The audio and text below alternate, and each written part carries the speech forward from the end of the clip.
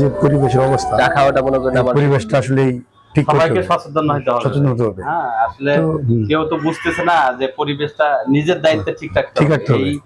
এই যে পরিবেশে যেখানে সেখানে যে ময়লা আবর্জনা ফেলাইতেছে, আসলে এটা কিন্তু ঠিক না।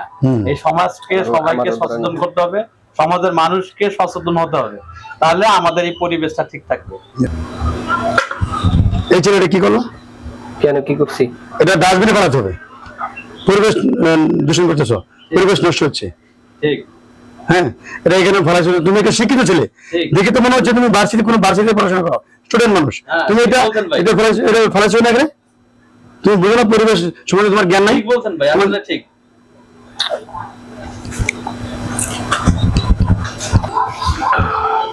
দেন আমি কি করবো? এটা ডাস্টবিনে ফেলাবেন।